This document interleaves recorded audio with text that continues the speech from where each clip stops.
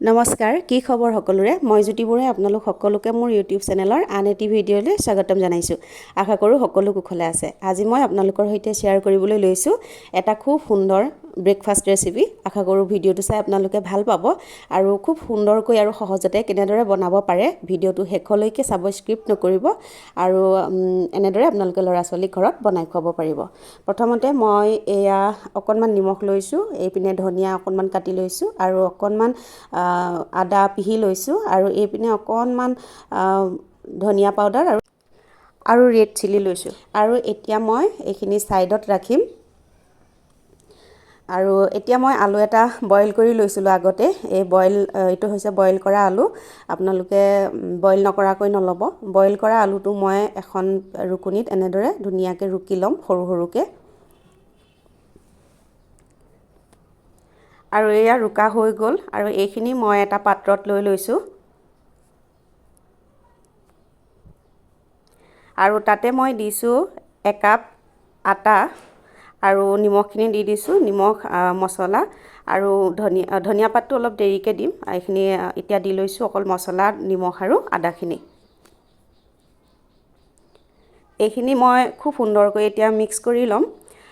আপোনালোকে পানীখিনি দিওঁতে গোটেইখিনি একেলগে নিদিব, অকণ অকণকৈ দি নিজৰ জোখত ধুনীয়াকৈ পেষ্টটো বনাই ল'ব। আৰু এতিয়া মই পেষ্টটো বনাই হ'লত তাতে ওপৰতে দিছোঁ ধনিয়াখিনি আৰু এইখিনিও মই আকৌ খুব সুন্দৰকৈ মিক্স কৰি দিম। আৰু অকণমান পানী আৰু এড কৰিছোঁ। আৰু এয়া বেটাৰটো দেখিছেনে কেনেকুৱা হৈছে? ইমানটো জোখতে আপোনালোকে ৰাখিব।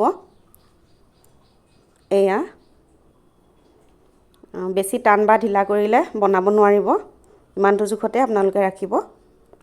আৰু এতিয়া মই কেৰাহী এখন পাতি তাতে অকণমান ৰিফাইন তেল দিছোঁ, বেছি নাই দিয়া দেই, তেলটো অলপ কমকৈ দিছোঁ। আৰু হেতাখনেৰে এনেকৈ হেতা দি মই ধুনীয়াকৈ কাষকেইটা মিলাই দিছোঁ।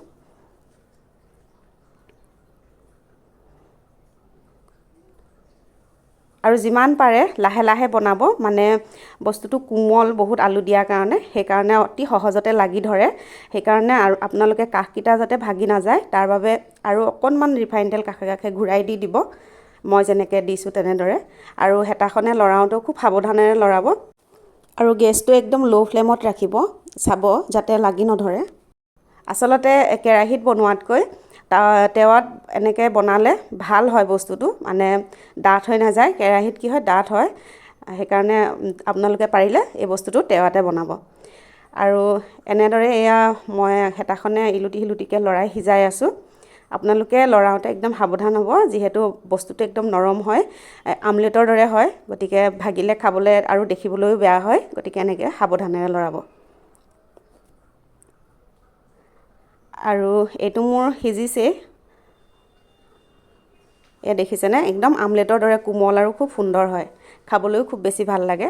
আৰু এতিয়া মই 2 নম্বৰটো বনাই দেখাইছোঁ। বাকী গোটেইকেইটা আপোনালোকক এনেদৰে একেটা প্ৰচেছতে বনাই দেখুৱাম, আপোনালোকে চাই থাকিব। আৰু এইখিনিতে এটা অনুৰোধ, আপোনালোকে মোৰ ভিডিঅ'বোৰ চাই কিন্তু লাইক কমেণ্ট নকৰে একেবাৰে, মোক বেয়া পায় নেকি বাৰু? বাৰু যিয়ে নহওক, আপোনালোকে যদি ভিডিঅ'বোৰ মোৰ অকণমান হ'লেও চাই ভাল পায় তেনেহ'লে লাইক কমেণ্ট আৰু শ্বেয়াৰ কৰি দিব আৰু ছাবস্ক্ৰাইব কৰি দিব, যাতে মই আৰু নতুন নতুন ভিডিঅ'সমূহ দিবলৈ উৎসাহিত হওঁ। আৰু এটা কথা কি জানেনে, মানে ল'ৰা ছোৱালীক স্কুললৈ পঠিয়াই কি কৰোঁ কি নকৰোঁ লাগি থাকে দিনটোত। সেইকাৰণে এনেকুৱা ধৰণৰ ভিডিঅ'বিলাকতে মানে বিজি থাকোঁ বনাই। কেতিয়াবা মন গ'লে ভিডিঅ' আপলোড কৰোঁ, কেতিয়াবা মন গ'লে ক'বলৈ ওলাই যাওঁ, এনেদৰে পাৰ কৰোঁ ল'ৰা ছোৱালী স্কুললৈ যোৱা টাইমত। মানে কি হয়, ল'ৰাকেইটাও সৰু সৰু, গতিকে এৰি থৈ পিনি বেলেগত কাম কৰিবলৈও যাব নোৱাৰোঁ। সেইকাৰণে এনেকুৱা ধৰণৰ কামবিলাকতে বিজি হৈ আছোঁ। আপোনালোকৰ ছাপোৰ্ট আৰু মৰম পালে আৰু আগবাঢ়ি যাম। আৰু এয়া মোৰ গোটেইখিনি বনাই ৰেডি হৈ গ'ল। এয়া দেখিছেনে খুব নৰম আৰু ধুনীয়া হয়। এয়া আপোনালোকক ক্ল'জ কেমেৰাত দেখাইছোঁ। আচলতে কেমেৰাটো অকলে কৰাৰ কাৰণে যেনেকৈ দেখুৱাম বুলি ভাবোঁ তেনেকৈ নোৱাৰোঁ। বাৰু যিয়ে হওক, এয়া আপোনালোকে নিশ্চয় দেখিছে খুব সুন্দৰ হৈছে। আৰু ইয়াত মই অকণমান টমেটো চচ দি দিছোঁ। আমাৰ ল'ৰাহঁতে টমেটো চচ দিলে অকণমান খাই ভাল পায়, সেইকাৰণে। আৰু এনেকুৱা ধৰণৰ সুন্দৰ সুন্দৰ ভিডিঅ'বোৰ চাই থাকিবৰ কাৰণে মোৰ চেনেলটো অনুগ্ৰহ কৰি ছাবস্ক্ৰাইব কৰি ৰাখিব।